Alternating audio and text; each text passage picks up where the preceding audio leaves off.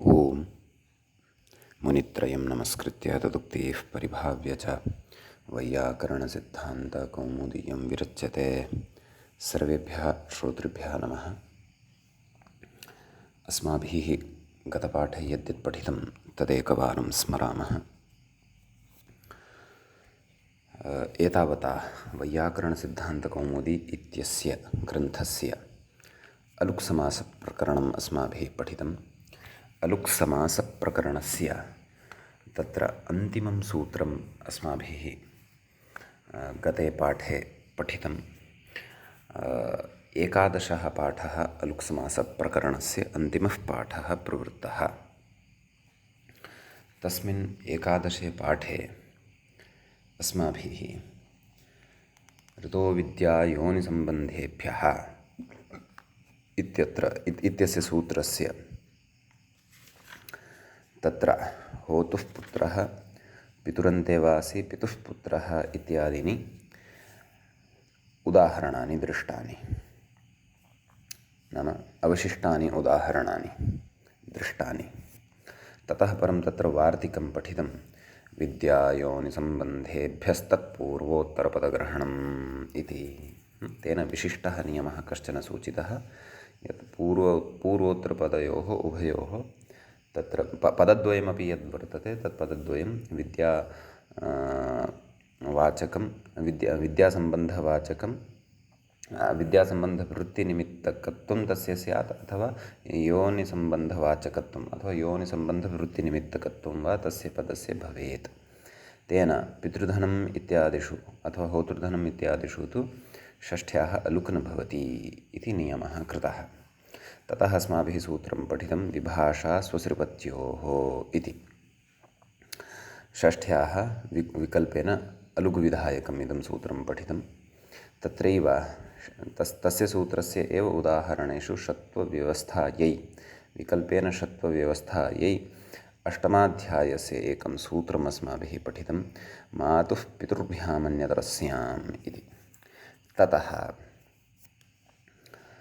समासे तावत् नित्यतया लुक् पक्षे षत्वं भवेत्। तदर्थं तत्र मातृपितृभ्यां स्वसा इत्यपि अष्टमाध्यायस्य सूत्रान्तरं पठितं। तेन मातृश्वसा पितृश्वसा मातुः स्वसा मातुः स्वसा पितुः स्वसा इति इमानि उदाहरणानि अपि दृष्टानि। एवञ्च तत्र अलुक्समासप्रकरणं समाप्तिं च गतम्। इदानीं वयं समाससम्बद्धम् अन्तिमं प्रकरणं पठन्तः स्मः। इदम् अन्तिमं प्रकरणं यद्भवति तस्य प्रकरणस्य नाम भवति समासाश्रयविधिप्रकरणम् इति। अस्य प्रकरणस्य प्रथमः पाठः एषः अद्य अस्माभिः पठ्यते। अस्य प्रकरणस्य समासाश्रयविधिः इति एवं रीत्या नाम कुतः तद् अस्माभिः आदौ ज्ञातव्यं। समासाश्रयविधिप्रकरणम् इदं यदि अस्ति तर्हि कुतः वर्तते, किमर्थं वर्तते इति चेत् नाम्ना एव ज्ञायते। नाम्नि किमुक्तं? समासाश्रयविधिः इति। तर्हि तत्र एवं रीत्या विग्रहः कर्तुं शक्यते। समासः आश्रयः यस्य विधेः सः विधिः समासाश्रयविधिः, अथवा समासः आश्रयः यस्य विधेः सः विधिः समासाश्रयः। समासाश्रयश्चासौ विधिश्च समासाश्रयविधिः। तस्य प्रकरणम् अर्थात् समासाश्रयविधेः प्रकरणं समासाश्रयविधिप्रकरणम् इत्युच्यते इति एवं रीत्या अस्य अस्माभिः विग्रहः भवति ज्ञातव्यः। नाम तादृशाः केचन विधयः येषां विधीनां सम्पादनाय समासः आश्रयभूतः भवति। नाम तत्र समासम् आदाय एव, नाम कस्मिंश्चित् समासे अथवा कस्यचित् समासस्य आश्रयं स्वीकृत्य एव ते विधयः प्रवर्तन्ते। अथवा समासे यथा विधिः जायते तद्वत् अपि क्वचित् समासेतरस्थले अपि विधयः अत्र प्रकरणे करिष्यन्ते। यथा समासे क्वचित् पुंवद्भावः अस्माभिः पठितः, क्वचित् उत्तरपदे परतः प्राक्तनस्य पदस्य पुंवद्भावविशेषः पठितः। अत्र पुंवद्भावस्य क्वचित् विकल्पः वक्ष्यते, क्वचित् पुंवद्भाववत् किमपि अन्यत् कार्यं, यथा ह्रस्वविधानम् एतादृशं विधानं वक्ष्यते, एवं किल। अतः ये केऽपि अत्र क्वचित् दीर्घः, क्वचित् ह्रस्वः, क्वचित् निपातनं विशेषः, केषाञ्चन शब्दानाम् अत्र निपातनं करिष्यते। एतादृशाः विषयाः अस्मिन् प्रकरणे पठिष्यन्ते।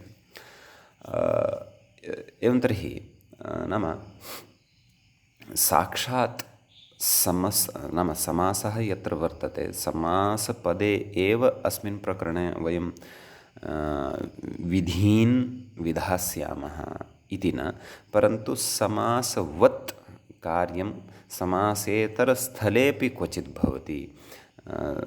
तत्रापि केचन विधयः अस्माभिः अस्मिन् प्रकरणे पठिष्यन्ते। प्राधान्येन तु समासः एव आश्रयभूतः भवति अत्र वक्ष्यमाणेषु विधिषु, परन्तु क्वचित् तत्र यथा समासे तद्वत् अन्यत्रापि तद्धितशक्तौ वा अथवा कृदन्तवृत्तौ वा तत्र अन्यत्रापि समासवत् कानिचन कार्याणि केचन विधयः अत्र विधास्यन्ते।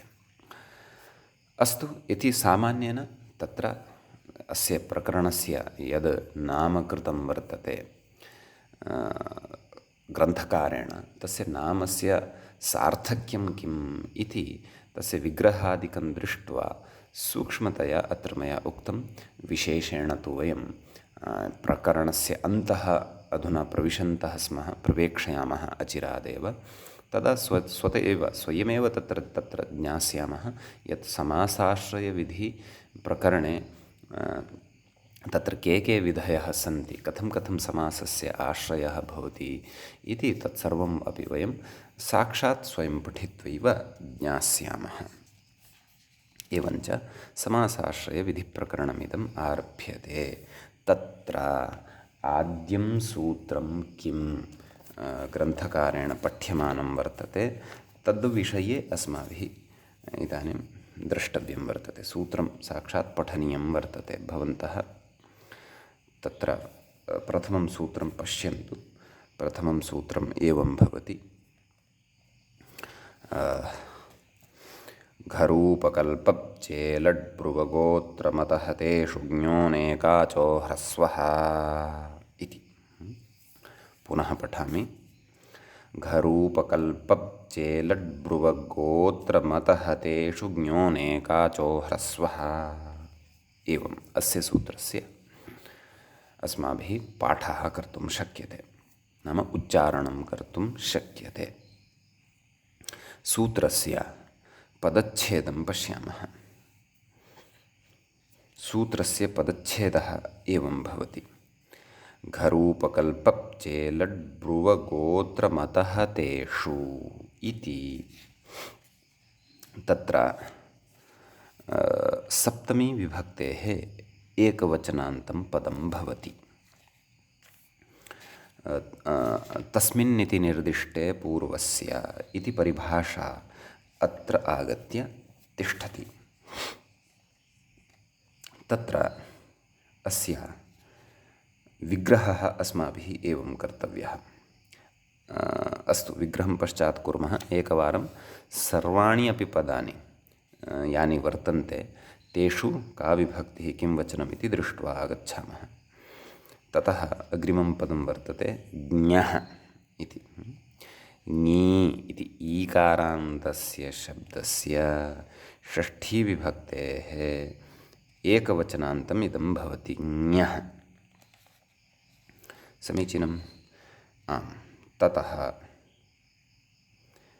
अनेकाचः इत्यस्ति। अनेकाचः इत्यत्रापि षष्ठीविभक्तेः एकवचनं भवति। तत्र अनेकाच् इति हलन्तशब्दः अयम्।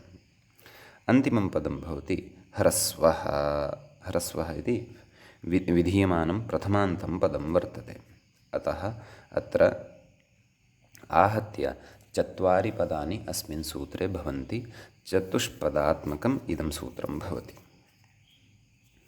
अस्तु, इदानीं प्रथमं पदं यद्वर्तते घरूपकल्पप्चेलड्ब्रुवगोत्रमतहतेषु इत्यस्य वयं विग्रहं कुर्मः। कः समासः अत्र वर्तते तं समासं वयं पश्यामः। समासाः पठिताः खलु अस्माभिः, अतः वयम् अत्र कः समासः कथं विग्रहः भवति इति विना क्लेशम् अवगन्तुं शक्नुमः।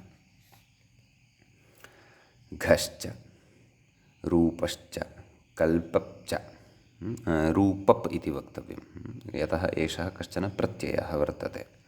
घ इत्यपि कयोः चित् प्रत्यययोः नाम वर्तते। घश्च रूपप्च कल्पप्च चेलट्च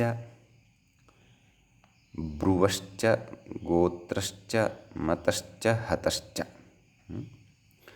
घरूपकल्पचेलड्ब्रुवगोत्रमतहतेषु नैव, पुनः वदामि।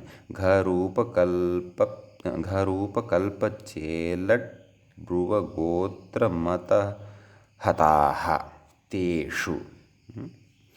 घरूपकल्पचेलड्ब्रुवगोत्रमतहतेषु। एवम् इतरेतरयोगद्वन्द्वः अस्मिन् पदे वर्तते इति अवगन्तव्यम्। अन्यदेकं पदं वर्तते यत्र समासः दृश्यमानः वर्तते। तत्पदं भवति अनेकाचः इति। तत्र नञ् तत्पुरुषः वर्तते। एवं किल, नञ् तत्पुरुष गर्भबहुव्रीहिः। पश्यामः, क्रमशः पश्यन्तु। न एकः अनेकः। एतस्मिन् पदे नाम एतावती एव पदे नञ् तत्पुरुषसमासः वर्तते। न एकः अनेकः। अनेकः अच् यस्मिन् सः अनेकाच् इति। एवञ्च बहुव्रीहिः पश्चात् भवति। आदौ नञ् तत्पुरुषद्वारा अत्र एकस्य पदस्य विग्रहः क्रियते। अतः इदं पदं तत्र आहत्य नञ् तत्पुरुषगर्भबहुव्रीहि समासयुक्तं पदं भवति इति वयं एतादृशान् विग्रहान् असकृत् वयं प्राक्तनप्रकरणेषु श्रुतवन्तः स्मः। भवतु इति पदच्छेदः। अनुवर्तनं पश्यामः। तत्र स्त्रियाः पुंवद्भाषितपुंसकादनु समानाधिकरणे स्त्रियामपूरणि प्रियादिषु इति सूत्रं विस्तरेण अस्माभिः बहुव्रीहिप्रकरणे पठितम् अस्ति। तस्य व्याख्यागतविचाराः अपि सर्वेपि सूक्ष्मतया अस्माभिः आलोडिताः वर्तन्ते। तस्मिन् सूत्रे भाषितपुंस्कादनु इति एकं पदम् अस्माभिः पठितम् आसीत्। षष्ठीविभक्तेः एकवचनं। षष्ठीविभक्तेः एकवचनान्तं तत्र पदम् अस्माभिः पठितम् आसीत्। तस्य सूत्रस्य अत्र नितान्तं स्मरणम् अपेक्षितम्। अतः वयम् एकवारं तस्य सूत्रस्य यः अर्थः वर्तते तम् अर्थं दृष्ट्वा आगच्छामः। किमुक्तं तत्र? भाषितपुंस्काद् अनु ऊङः अभावः अस्यामिति बहुव्रीहिः। नाम तत्सूत्रार्थः कथं भवति इति आदौ तत्र विग्रहादिकम् उच्यते।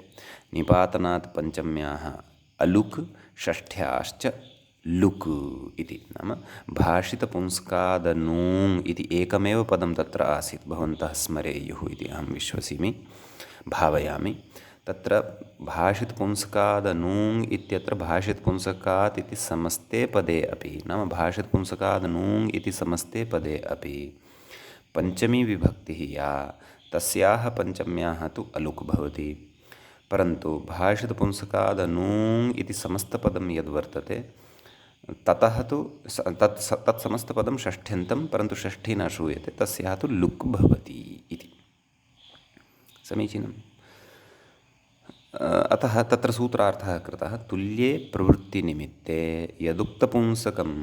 यदुक्तपुंस्कं तस्मात् परः ऊङः अभावः यत्र तथा भूतस्य स्त्रीवाचकस्य शब्दस्य पुंवाचकस्य इव रूपं स्यात् समानाधिकरणे स्त्रीलिङ्गे उत्तरपदे न तु पूर्ण्यां प्रियादिषु च परतः इति सूत्रार्थः तत्र अस्माभिः स्त्रियाः पुंवदभाषितपुंसकादनूं स्त्रियामपूर्णे प्रियादिषु इति सूत्रस्य पठितः। भवन्तः वदेयुः, किं भोः वयं स्त्रियाः पुंवदभाषित इति सूत्रं पठन्तः स्मः वा अत्र, अथवा घरूपकल्पप्चेलड् इति सूत्रं पठन्तः स्मः वा इति। भवान् तु स्त्रियाः पुंवदभाषित इति सूत्रस्य एव व्याख्यानम् आरब्धवान् इति चेत् तथा नास्ति। सद्यः अनुवृत्तेः अत्र विचारः प्रवर्तते। अस्माभिः अधुना व्याख्यायां प्रवेष्टव्यं वर्तते। व्याख्यायां यः विचारः अधुना कर्तव्यः अस्ति अस्माभिः, तस्य विचारस्य कृते स्त्रियाः पुंवदभाषित इति सूत्रस्य स्पष्टता अपेक्षिता अस्ति बुद्धौ, अन्यथा व्याख्यायाम् अधुना करिष्यमाणः विचारः कदाचित् पूर्णतया स्पष्टतां न गच्छेत्। अतः यद्यपि भवन्तः तत्सूत्रं पठितवन्तः सन्ति सम्यक्तया, तथापि तस्य स्मरणम् अत्र नितान्तम् अपेक्षितं वर्तते। अस्तु, प्रकृतमनुसरामः। आम्, तर्हि तस्मात् अत्र तत्र स्त्रियाः भाषितपुंसकादनूङ् इति यत् षष्ठ्यन्तं पदं वर्तते तत्र तस्य षष्ठ्यन्तस्य पदस्य एकः भागः यः वर्तते भाषितपुंस्कात् इति, नाम पञ्चम्यन्तं यत् तत्र श्रूयते, यस्य पञ्चम्याः अलुक् अस्माभिः तत्र दृष्टः आसीत्, तत् पञ्चम्यन्तं पदम् अत्र भाषितपुंसकादनूङ् इति समस्तात् पदात् इति समस्तस्य पदस्य एकदेशः सन् अपि अत्र अनुवर्तते। परिभाषा एव अस्ति, क्वचिदेकदेशोऽप्यनुवर्तते। भवन्तः कथयेयुः, तत्र भाषितपुंसकादनूङ् इति एकमेव समस्तपदं वर्तते, कथं तस्य एकः देशः नाम एकः भागः भाषितपुंस्कात् इति अत्र अनुवर्तते इति चेत् क्वचिदेकदेशोऽप्यनुवर्तते, नाम व्याख्यानबलात्, अनुवृत्तेः आवश्यकताबलात् तत्र गतसूत्रेषु समस्तपदेषु तत्र विद्यमानं तस्य विद्यमानः कश्चन एकदेशः अपि क्वचित् अनुवर्तते इत्यर्थः। अतः अत्रापि तथैव तन्यायाश्रयणेन, नाम क्वचिदेकदेशोऽप्यनुवर्तते इति न्यायाश्रयणेन भाषितपुंसकादनूङ् इति समस्तात् षष्ठ्यन्तात् पदात् तस्य एकदेशः अर्थात् भाषितपुंस्कात् इति अत्र अनुवर्तते। समीचीनम्। अग्रे अत्र कस्य अनुवर्तनम् अस्ति इति चेत् अलुगुत्तरपदे इत्यस्मात् सूत्रात् उत्तरपदे इत्यनुवर्तते। अस्माभिः अलुक्समासप्रकरणे पठितं यत् अलुगुत्तरपदे इत्यतः उत्तरपदे इत्यस्य पदस्य एव अनुवर्तनम् अथवा अधिकारः पादान्तं यावत् गच्छति। वयं तृतीयाध्यायस्य एव सूत्रं, षष्ठाध्यायस्य तृतीयस्य पादस्य एव इदं सूत्रं पठन्तः स्मः। अलुक् प्रकरणे च अस्माभिः अस्य एव पादस्य सर्वाणि सूत्राणि पठितानि। तत्र च अलुक् इति आनङ्कृतो द्वन्द्वे इत्यतः पूर्वमेव भवति। ततः अग्रे अलुकः अनुवर्तनं न भवति इति अस्माभिः पठितमासीत्। एवं किल। परन्तु तदेव ततः अग्रे नाम ततः अग्रे आनङ्कृतो द्वन्द्वे इत्यतः अग्रे तत्र अलुक् नानुवर्तते। ततः परः तु उत्तरपदे इत्यस्य एव अनुवर्तनम् अथवा अधिकारः वर्तते। अलुगुत्तरपदे इत्यत्र पठितम् आसीत् खलु, अलुगधिकारः प्रागाणङः। अग्रे तत्र उक्तम् उत्तरपदाधिकारस्त्वापादसमाप्तेः। अतः अत्र आनङ्कृतो द्वन्द्वे इत्यतः पूर्वमेव प्रायः 5विंशं सूत्रं वा 6विंशं सूत्रम् अस्ति तद्। ततः पूर्वमेव तत्र अलुकः अधिकारः भवति, उत्तरपदे तु अत्र आगच्छति। अतः अलूत्तरपदे इत्यस्मात् अलुक् इति कुतः नानुवर्तते इति शङ्का तु न कर्तव्या। तस्याः शङ्कायाः पूर्वमेव अस्माभिः निवारणं कृतं वर्तते। अस्तु, एतावन्तं विषयं दृष्ट्वा इदानीं वयं तत्र व्याख्यानं प्रविशामः। व्याख्याता किं कथयन्नस्ति, कथं सूत्रार्थं करिष्यति, सूत्रार्थं प्रति अस्मान् नेष्यति, सैद्धान्तिकश्च कश्चन विचारः अत्र यदि अस्ति तञ्च कथयिष्यति। अस्तु, कथयति अथ समासाश्रयविधिर्निरूप्यते। अस्तु, घरूप इति सूत्रं पठितम् अस्माभिः।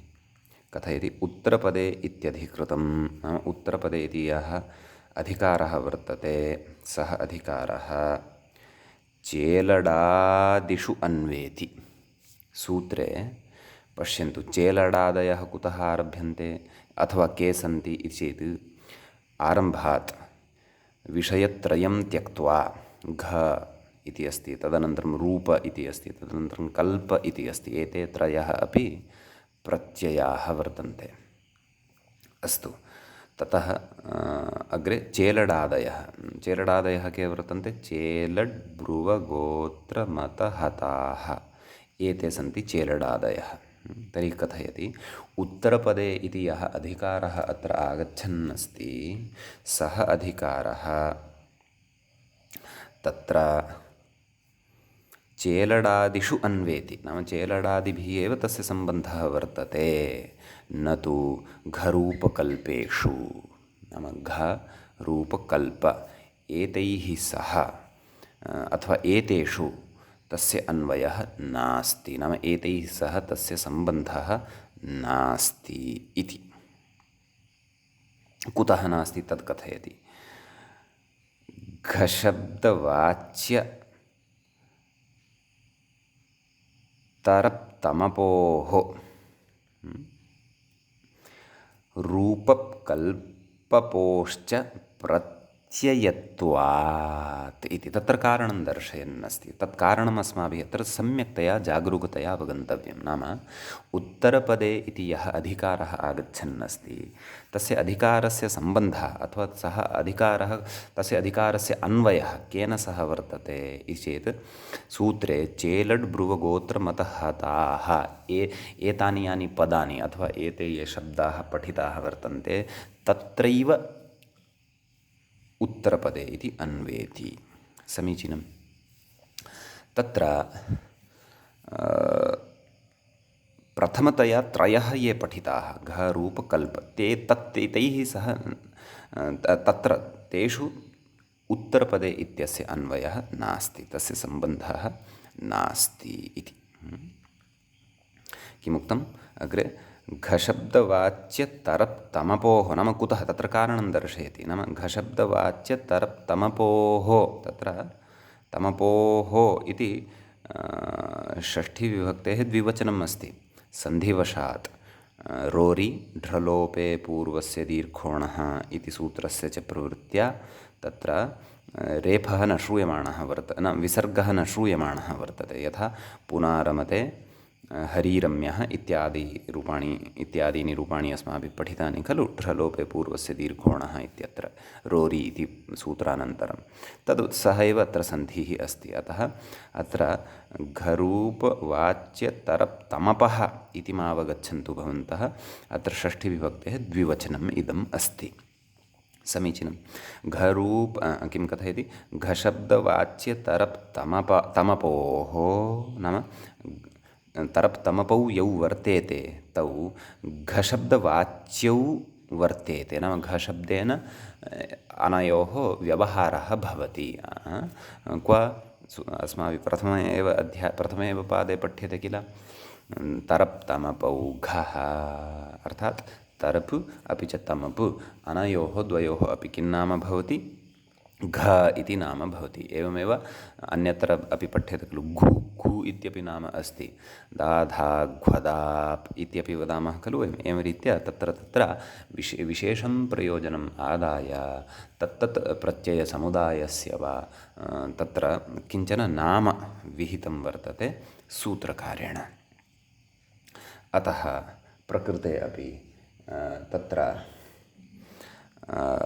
किमिति चेत् घ इत्यनेन किं ग्राह्यं, तरप् तमपौ इति प्रत्ययौ ग्राह्यौ। अतः कथयन्नस्ति घशब्दवाच्य तरप् तमपोः।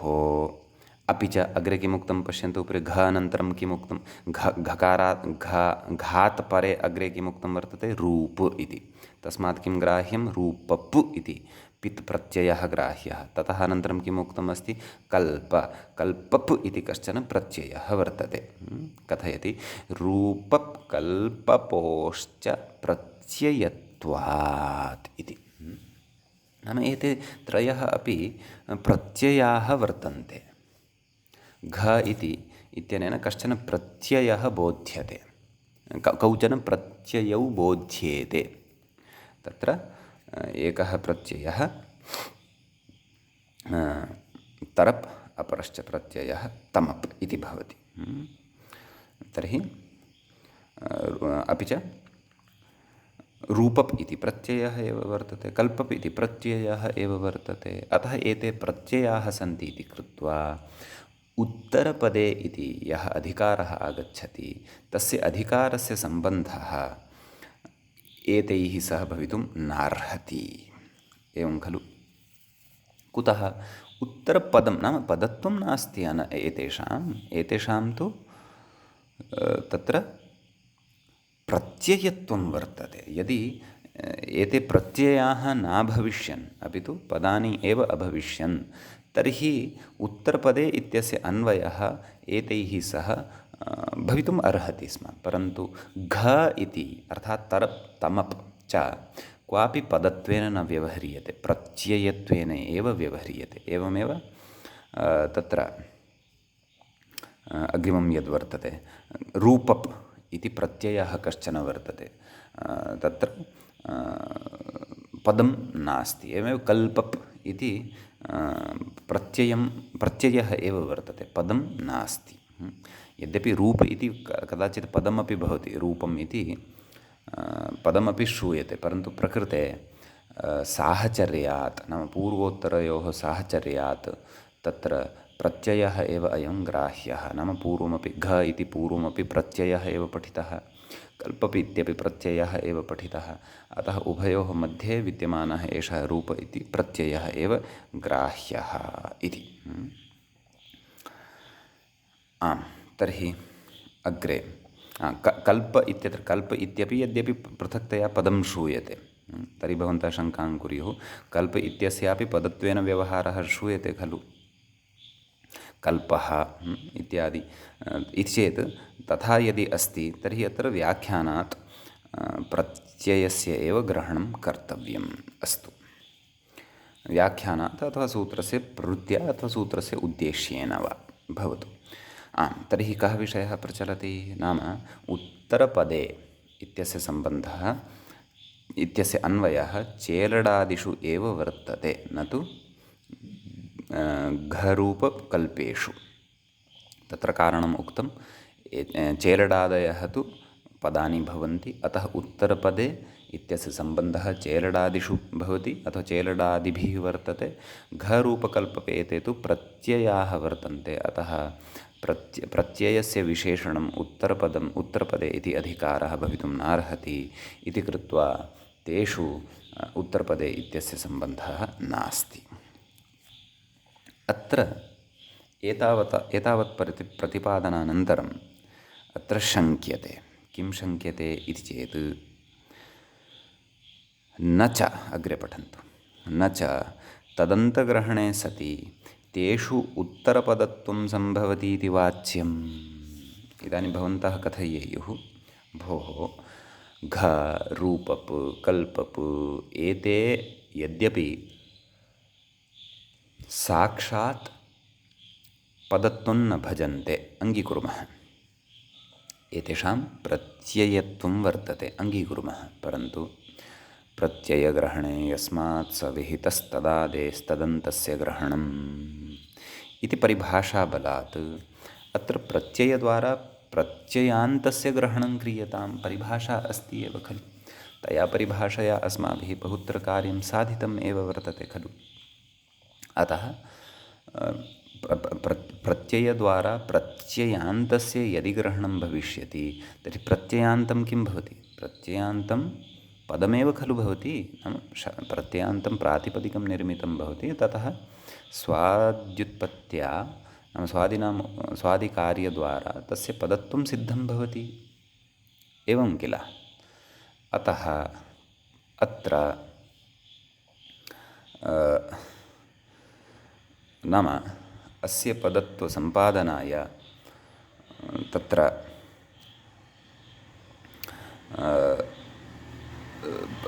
प्रत्ययग्रहणे तदन्ताः ग्राह्याः इत्यनेन निर्वाहः भविष्यत्येव खलु। तर्हि अत्र घ प्रत्ययः न ग्राह्यः, घ प्रत्ययान्तं पदं ग्राह्यम्।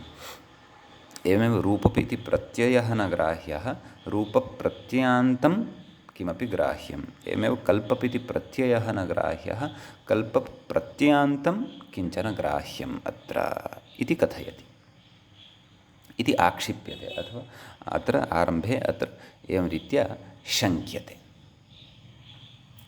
एवं किल। एवं तर्हि प्रकृते तथा यदि तर्हि तर्हि उत्तरपदे इत्यस्य सम्बन्धः एतैः सह भवितुम् अर्हत्येव खलु। नाम घ रूपकल्पप् एतेषु अपि अन्वयः तस्य भवितुम् अर्हति एव खलु।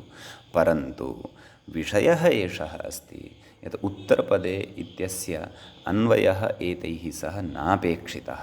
अर्थात् अत्र घ रूपकल्पपान्तानि पदानि नापेक्षितानि, परन्तु केवलः शुद्धः घ प्रत्ययः, कल्पप्रत्ययः अपि च रूपप्रत्ययः एव अत्र अपेक्षितः वर्तते। एतेषु प्रत्ययेषु परतः किमपि कार्यं सूत्रेण वक्ष्यते, तत्कार्यं कर्तव्यं वर्तते।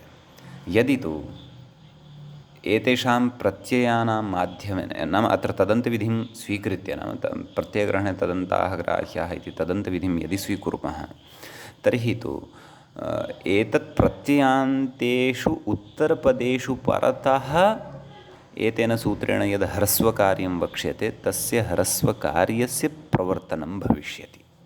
तत्तु नापेक्षितं। तच्च भवन्तः यदा उदाहरणानि द्रक्ष्यन्ति तदा इतोपि स्पष्टतां प्राप्नुवन्ति। अस्तु, परन्तु यः आक्षेपः आरब्धः वर्तते पूर्वपक्षिणा, तस्य आक्षेपस्य तदाक्षेपानुसारम् अत्र घरूपकल्पप् एतेन प्रत्ययान्तानां ग्रहणं जायमानमस्ति खलु। प्रत्ययान्तानां ग्रहणं यदि जायमानम् अस्ति तर्हि उत्तरपदे इत्यस्य सम्बन्धः अत्र स्यात् खलु। इति चेत् यद् आक्षिप्तं वर्तते पूर्वपक्षिणा तस्य निरासः अग्रे एवं रीत्या क्रियते। पश्यन्तु किमुक्तम् एतावता। न च तदन्तग्रहणे सति तेषु उत्तरपदत्वं सम्भवति इति वाच्यं। कथयति अग्रे, हृदयस्य हृल्लेखयदण्लासेषु इति एकं सूत्रं पठिष्यते अस्माभिः अस्मिन् प्रकरणे एव। हृदयस्य हृल्लेखयदण्लासेषु इत्यत्र उत्तरपदाधिकारे प्रत्ययग्रहणे तदन्तग्रहणाभावः इति भाष्ये उक्तत्वात् इति। नाम हृदयस्य हृल्लेखदण्डासेषु इत्यत्र सूत्रे भाष्ये एकः सिद्धान्तः उक्तः वर्तते। कः सिद्धान्तः उक्तः वर्तते? यत् उत्तरपदाधिकारः यत्र यत्र वर्तते, उत्तरपदाधिकारः षष्ठाध्यायस्य तृतीयपादस्य प्रथमसूत्रादारभ्य अन्तिमं सूत्रं यावत् भवति। अतः अस्मिन् उत्तरपदाधिकारे प्रत्ययग्रहणे यस्मात् स विहितः तदादेस्तदन्तस्य ग्रहणं भवति, अथवा प्रत्ययग्रहणे तदन्ताः ग्राह्याः इत्यस्य न्यायस्य प्रवर्तनं न भवति, तस्य न्यायस्य प्रवृत्तिः उत्तरपदाधिकारे न भवति। समीचीनम्। इति भाष्ये हृदयस्य हृल्लेखदण्डासेषु इति सूत्रे तथा सिद्धान्तः ऋषिणा पतञ्जलिना आविष्कृतः वर्तते। अतः तत्सिद्धान्तानुसारम् अत्र अस्माभिः किं ज्ञातव्यम्? इदं ज्ञातव्यं यत् घरूपकल्पप्चेलड इत्यादि सूत्रम् उत्तरपदाधिकारे वर्तते। अस्मिन् सूत्रे प्रथमतः प्रत्ययत्रयं पठितं, घ रूपप् कल्पप् इति। तत्प्रत्ययपठनसमये तत्र प्रत्ययग्रहणे तदन्ताः ग्राह्याः इत्यस्य तत्र प्रवर्तनं न भवति। अर्थात् तत्र केवलाः एते प्रत्ययाः एव गृह्यन्ते, न तु एतदन्ताः शब्दाः अथवा एतदन्तानि नाम एतत् प्रत्ययान्तानि पदानि तत्र गृह्यन्ते। केवलाः एते प्रत्ययाः एव गृहीताः भविष्यन्ति। एतत् प्रत्ययान्तानि पदानि तु न गृहीतानि भविष्यन्ति। कुतः न गृहीतानि भविष्यन्ति? नाम कुतः एषा सर्वापि व्यवस्था? नाम एतत् प्रत्ययान्तानि पदानि नापेक्षितानि, अनिष्टता भवति। अनिष्टता च कथं भवति तद् भवन्तः अचिरेण एव उदाहरणानि दृष्ट्वा ज्ञास्यन्ति। समीचीनम्।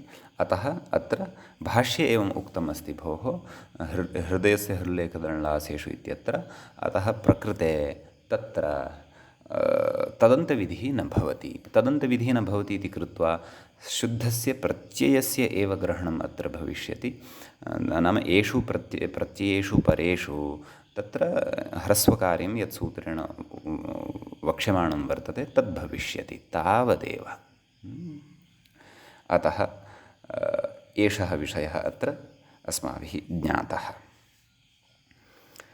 विशेषेण तु उदाहरणे स्पष्टीभविष्यति।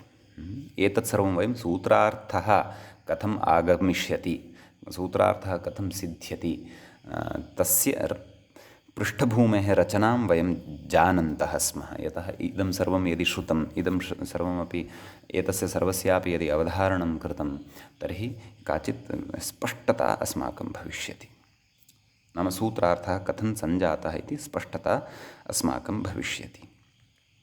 अग्रे कथयति, स्त्रियाः पुंवत् इत्यतः भाषितपुंस्कात् इत्यनुवृत्तम् इति विषयः पूर्वं भवतां कृते उक्तः एव अस्ति मया। नाम तत्र भाषितपुंसकादनु इति षष्ठ्यन्तात् पदात् अथवा षष्ठ्यन्तस्य पदस्य यः एकदेशः भाषितपुंस्कात् सः पञ्चम्यन्तः एकदेशः अत्र अनुवर्तते। अग्रे कथयति, ञः इति तदन्तग्रहणं। नाम सूत्रे पदं पठितं खलु अस्माभिः एकं, किं पदं? ञः इति। तत्र ञि इति प्रत्ययः वर्तते। अतः तत्र तस्य तदन्तस्य ग्रहणं भविष्यति। समीचीनं। तर्हि अत्र भवन्तः एवं शङ्कां न कुर्युः, यत्र ञि इत्यपि कश्चन प्रत्ययः वर्तते, स्त्रीप्रत्ययप्रकरणे पठितः। अतः कृत्वा अत्रापि तदन्तग्रहणं कुतः? एवं किल? नाम अत्र व्याख्यात्रा यद् उच्यमानं वर्तते ञि इति तदन्तग्रहणम्। अतः एव सूत्रकरणसमये ञि तदन्तात् अथवा ञन्तात् इति सूत्रार्थकरणे अस्माभिः पठिष्यते। तर्हि अत्र कथं प्रत्ययग्रहणे तदन्ताः ग्राह्याः इति अत्र कुतः इति चेत् प्रत्ययग्रहणे तदन्ताः ग्राह्याः इति एषः न्यायः कस्मिन् सन्दर्भे न प्रवर्तते, यत्र अलुगुत्तरपदे इत्यनेन सह एकवाक्यता भवति। अवगम्यते? अलुगुत्तरपदे सप्तम्यन्तं पदं वर्तते, तस्य सप्तम्यन्तेन सह एव एकवाक्यता भवति। अर्थात् अलुगुत्तरपदे इत्यस्य सम्बन्धः येन पदेन सह वर्तते अत्र उत्तरपदाधिकारे। तत्र उत्तरपदे इति अलुगुत्तरपदे इति न वक्तव्यम्, उत्तरपदे इत्यस्य नाम उत्तरपदे इति सप्तम्यन्तं तत्र अस्मिन् अधिकारे सप्तम्यन्त्येषु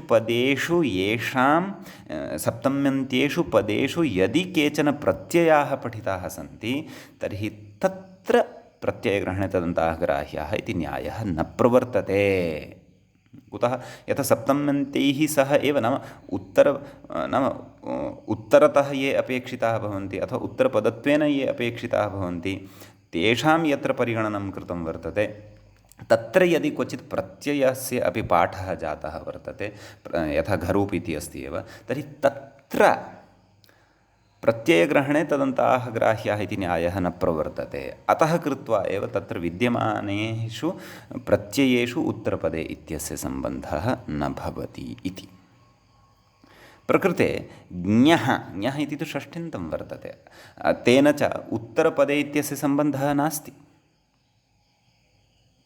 एवं खलु? अथ उत्तरपदे इत्यस्य सम्बन्धः येषु पदेषु जायमानः वर्तते, अन्वयः जायमानः वर्तते इति यत्र भानं जायते अथवा इति यत्र अस्माकं प्रतीयते, तत्र तादृशेषु सप्तम्यन्तेषु पदेषु यदि केचन प्रत्ययाः पठिताः तर्हि तत्र तदन्तविधिः न, प्रत्ययग्रहणे तदन्ताः ग्राह्याः इति विधिः तत्र न।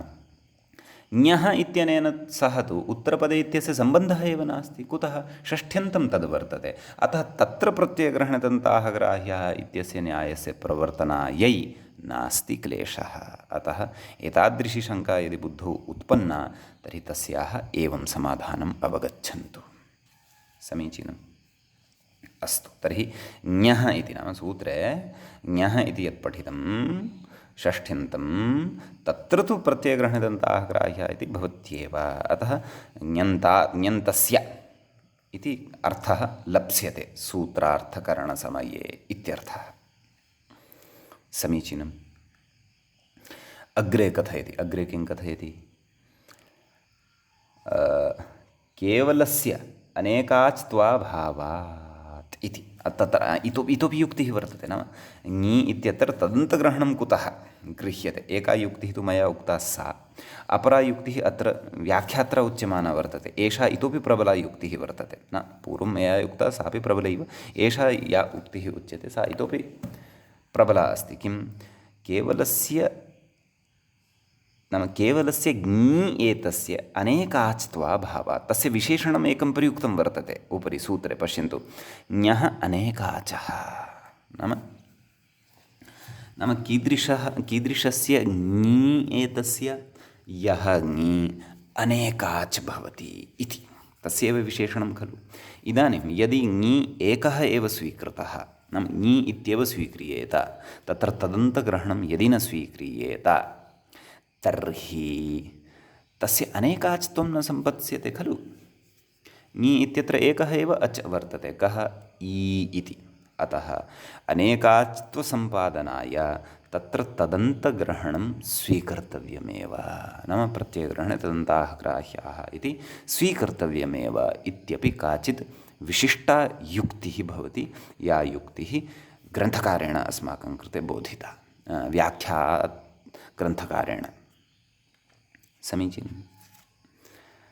तदाह अर्थात् सूत्रं कथितवान्, किं कथयति भाषतपुंसकाद्योगी इति, अर्थात् मूले एतान् सर्वान् विचारान् इदानीम् आदाय वयं सूत्रार्थं पश्यामः। पश्यन्तु किम् उक्तवान्? भाषितपुंस्कात् यः ङी, मूलं पश्यन्तः सन्ति भवन्तः इति अहं भावयामि, यः ङी तदन्तस्य तदन्तस्य कस्य ञन्तस्य स च ङी कस्मात् विहितः यदि स्यात् भाषितपुंस्कात् शब्दात् यदि विहितः स्यात् भाषितपुंस्कश्च अस्माभिः क्व पठितः स्त्रियाः पुंवद्भाषित इत्यत्र विस्तरेण पठितः ततः पूर्वमपि स्त्रीप्रत्ययप्रकरणे पठ्यते पुंवद्गालवस्य इत्यादि सूत्रमस्ति खलु तद्विषये मया वक्तव्यं पुनः इति नास्ति भवन्तः जानन्ति अस्तु आगच्छन्तु तर्हि भाषितपुंस्काद् यः ङी तदन्तस्य नाम तादृशस्य ञन्तस्य यः ङी भाषितपुंस्काद् विहितः वर्तते समीचीनं पुनः कीदृशस्य ञन्तस्य अनेकाचः तद्ञन्तं यत्र ङी भाषितपुंस्काद् विहितं वर्तते तद्ञन्तम् अनेकाच् स्यात् अतः तदन्तस्य अनेकाचः किं भवति ह्रस्वः भवति नाम तद्ञन्तं यद् वर्तते तस्य अन्ते यः ङी इति अस्ति नाम ई रूपेण यः ई श्रूयमाणः वर्तते तस्य ह्रस्वः भवति कदा इति चेत् तत्र सप्तम्यन्तं पदं यत् श्रूयते तेन निमित्तानि अत्र ज्ञायन्ते नाम एषु परेषु केषु परेषु तत् कथयति ह्रस्वः स्यात् घरूपकल्पप्रत्ययेषु परेषु नाम एषु त्रिषु प्रत्ययेषु परेषु अपि च चेलडादिषु च उत्तरपदेषु पश्यन्तु अत्र अवधानेन प्रत्ययेषु इत्यस्य कृते उत्तरपदेषु इति नोक्तम् अपि च प्रत्ययान्तेषु उत्तरपदेषु इति अपि नोक्तं तत्र केवले प्रत्ययाः एव परतः अपेक्षिताः अतः केवलाः प्रत्ययाः एव परतः अपेक्षिताः अतः तथा उक्तम् अपि च उत्तरपदेषु इति कस्य कृते उक्तं चेलडादिषु च उत्तरपदेषु इति एतस्य कृते एव तादृशः व्यवहारः कृतः समीचीनम् अतः एवं रीत्या अत्र व्यवस्था भवति अवगन्तव्या समीचीनम्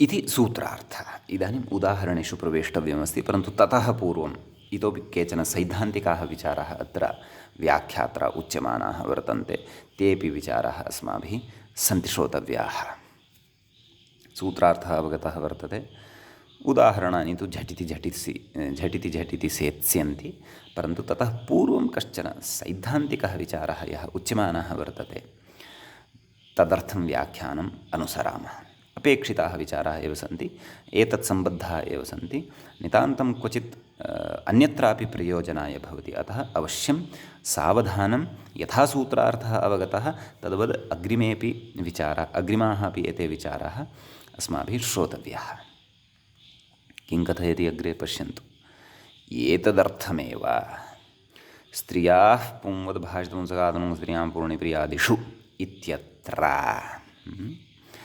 भाषितपुंसकादिति पञ्चम्यन्तम् उपात्तम् इति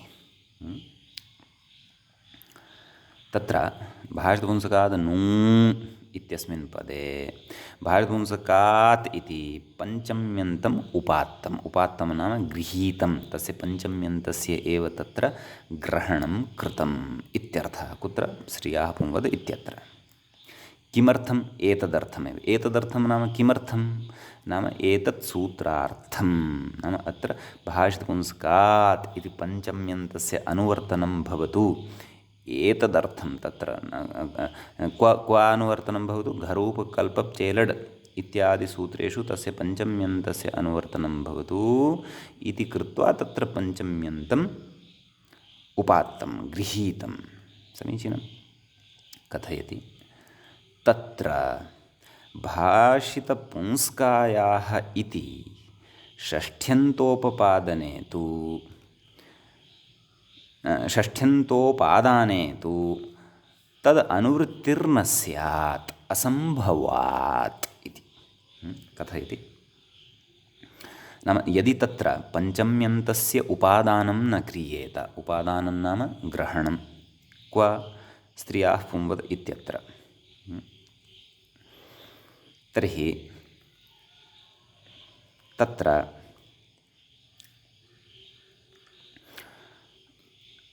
नाम पञ्चम्यन्तस्य तत्र उपादानं पञ्चम्यन्तस्य यदि ग्रहणं न क्रियेत षष्ठ्यन्तस्य यदि क्रियेत तर्हि का आपत्तिः स्यात् इति उच्यमानं वर्तते। तत्र पश्यन्तु अग्रे तत्र भाषितपुंस्कायाः इति षष्ठ्यन्तोपादाने तु नाम षष्ठ्यन्तस्य उपादाने तु नाम षष्ठ्यन्तस्य ग्रहणं यदि तत्र क्रियेत भाषितपुंस्कायाः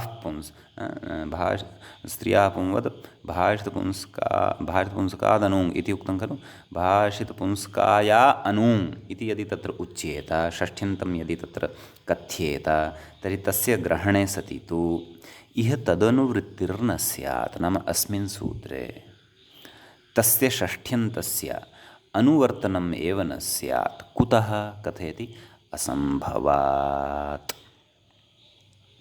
असम्भवदोषस्य कारणात्। असम्भवः कथं भवति तद् अग्रिमायां पङ्क्तौ कथयन्नस्ति। कथयति न हि ङीप्रत्ययस्य तदन्तस्य भाषितपुंस्कत्वम् अस्ति इति। नाम षष्ठ्यन्तं यदि तत्र गृहीतं नाम भाषितपुंस्कायाः इति यदि उक्तं तर्हि ङीप् प्रत्ययस्य नाम यः ङीप् प्रत्ययः वर्तते तदन्तस्य खलु भाषितपुंस्कत्वं नास्ति नाम तस्य षष्ठ्यन्तस्य भाषितपुंस्कत्वम् एव न भवति इति। नाम अभिप्रायः एषः भाषितपुंस्कायाः इत्युच्यते यदि तत्र स्त्रीलिङ्गे यदि उच्यते तर्हि भाषितपुंस्का इत्यनेन भाषितपुंस्का इति स्त्रीप्रत्ययेन व्यवहारे सति तर्हि तत्र स्त्रीप्रत्ययान्तस्य एव ग्रहणं कर्तव्यम् इति अर्थः भविष्यति। तर्हि स्त्रीप्रत्ययान्तस्य ग्रहणं यदि कर्तव्यं तर्हि ञन्तस्य ग्रहणं कर्तव्यं स्यात् इति अर्थः तत्र लप्स्यते। ञन्तस्य यदि ग्रहणं यदि कर्तव्यं तर्हि ञन्तस्य तु भाषितपुंस्कत्वं न भवत्येव न वा। यन्तं यत् पदं सम्पन्नं स्त्रीलिङ्गे यत् पदं सम्पन्नं तस्य तु भाषितपुंस्कत्वं न भवति। यतः ञन्तस्य तुल्यप्रवृत्तिनिमित्तता अन्यत्र न भवति। एतत् कान्सेप्ट् अतः एव अवगन्तुं भवन्तः शक्नुवन्ति यदि भाषितपुंस्कः कः वर्तते इति भवतां बुद्धौ अस्ति। अतः पौर्वापर्यसम्बन्धस्य अपेक्षा अत्र वर्तते। अतः एव च असम्भवः जायते। गतपङ्क्तौ किमुक्तम् असम्भवात् इति। अतः तत् नाम स्त्रीलिङ्गे षष्ठ्यन्ततया तत्र निर्देशः कर्तुं न शक्यते। तत्र पञ्चम्यन्तम् अतः एव तत्र उपात्तं वर्तते। किमुक्तं न हि ङीप् प्रत्ययस्य तदन्तस्य भाषितपुंस्कत्वम् अस्ति इति। तर्हि अग्रे कथयति न च तत्रापि क्व नाम स्त्रियाः पुंवद् भाषितपुंस्कादनुम् इत्यत्रापि नार्थवत् स्यात्। नाम यदि षष्ठ्यन्तं तत्र उपयुज्येत स्त्रीलिङ्गे षष्ठ्यन्तं यदि उपयुज्येत भाषितपुंस्काद् इति नोपयुज्येत तर्हि तत्रापि अर्थवत्वं न भविष्यति भोः इति न वक्तव्यम् इति कथयन्नस्ति। न च तत्रापि नार्थवत्वात् अनूङ् इति पर्युदासात् नाम अस्य अर्थवत्वस्य अभावात्। कस्य अर्थवत्वस्य अभावात्? भाषितपुंस्कायाः इति यदि षष्ठ्यन्तं प्रयुज्येत तदा अर्थवत् अनूङ् इति पर्युदासात्। तत्र अनूङ् इति यः निषेधः उक्तः वर्तते तद् निषेधवशात् स्त्रीप्रत्ययलाभेन नाम स्त्रीप्रत्ययस्य तत्र लाभः नाम प्राप्तिः भवति। तदन्तस्य भाषितपुंस्कत्वाभावादिति वाच्यं नाम स्त्रीप्रत्ययलाभात् स्त्रीप्रत्ययान्तस्य षष्ठ्यन्ततया निर्दिष्टस्य स्त्रीप्रत्ययान्तस्य भाषितपुंस्कत्वस्य अभावः एव भवति इत्यपि न वक्तव्यं। कुतः न वक्तव्यम् इति चेत् तादृशस्य तु तस्य सिद्धान्तस्य निवर्तनं भविष्यति। कुतः तत्र कारणम् अग्रे दर्शयति। किं तत्र स्त्रियाः इति अस्वरितत्वात् नाम स्त्रियाः इत्यस्य स्वरितत्वं नास्ति इति कृत्वा स्त्रीप्रत्ययग्रहणं न इत्युक्तत्वात् अस्माभिः तत्रैव पठितमासीत् भवन्तः स्मरेयुः। स्त्रियाः इत्यनेन तत्र स्त्रीप्रत्ययः न गृह्यते अपि तु स्त्रीलिङ्गं गृह्यते। यद्यपि स्त्रीलिङ्गता कदाचित् स्त्रीप्रत्ययस्य योजनेन लभ्यते कदाचित् स्त्रीप्रत्ययस्य योजनं स्त्रीप्रत्ययस्य योजनम् अथवा स्त्रीप्रत्ययविधानं विना अपि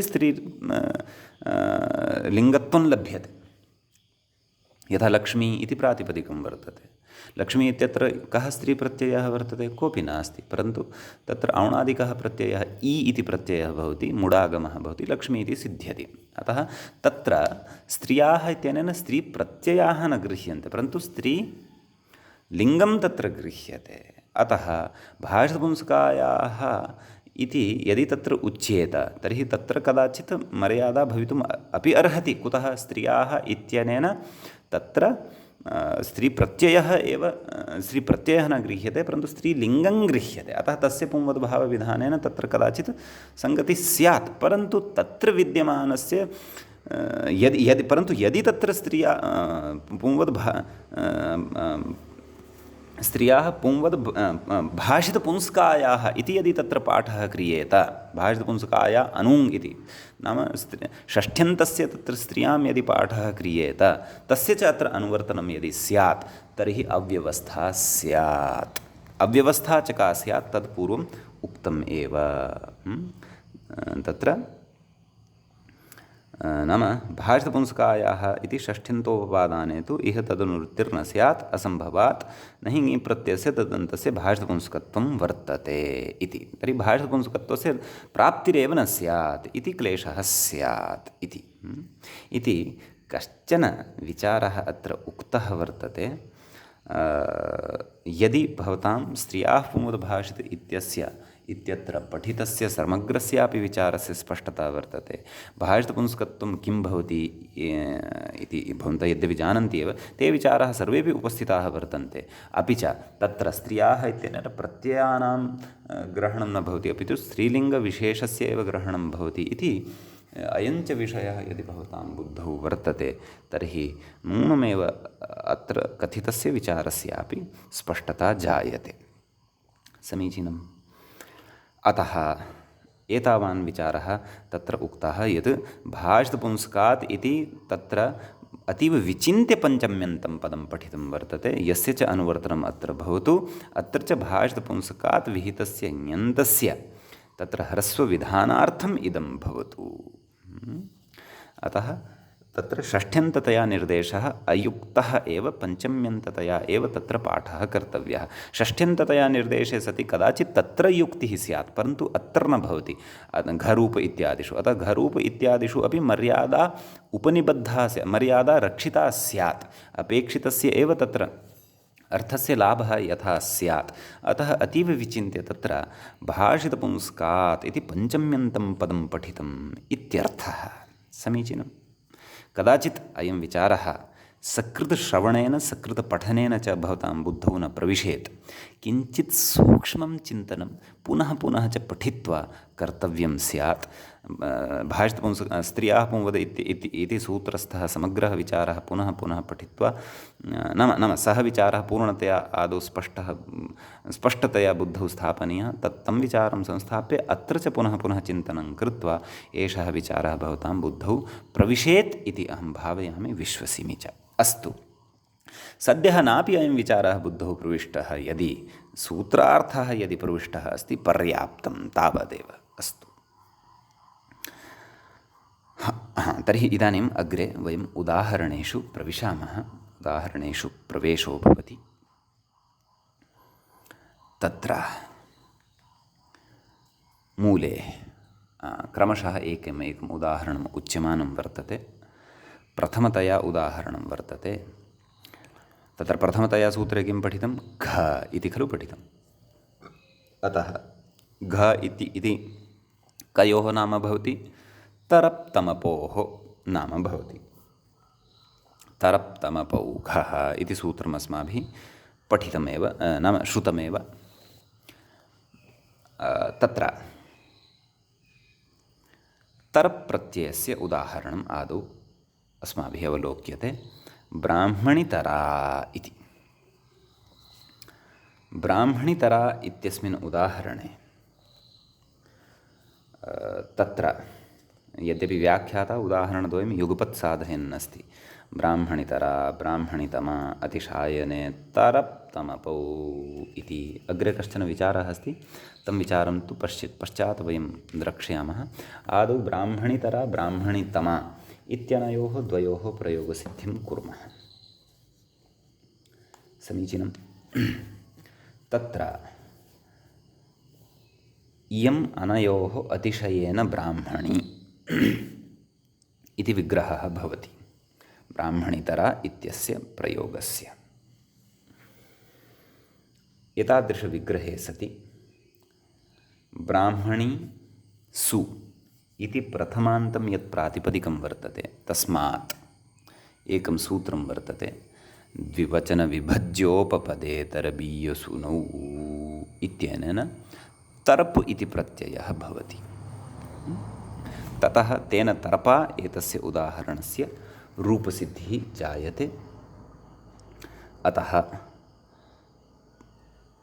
अवशिष्टा रूपसिद्धिः अस्माभिः अग्रिमे पाठे पठिष्यते। वस्तुतः सर्वाणि रूपाणि अग्रिमे एव पाठे चर्चयिष्यन्ते। अद्य तावत् भवन्तः अस्य सूत्रस्य अर्थः अस्य सूत्रस्य अर्थः कथं विशिष्टैः विचारैः लब्धः वर्तते तद्भवन्तः तं विचारं बुद्धौ दृढं कुर्वन्तु। अन्यं विषयं वयम् एतत् सम्बद्धम् उदाहरणप्रत्युदाहरणादिकम् अग्रिमे पाठे पठिष्यामः। अद्यतनपाठस्यास्य अत्रैव मङ्गलं भवति। मुनित्रयं नमस्कृत्य तदुक्तीः परिभाव्य च वैयाकरणसिद्धान्तकौमुदीयं विरच्यते।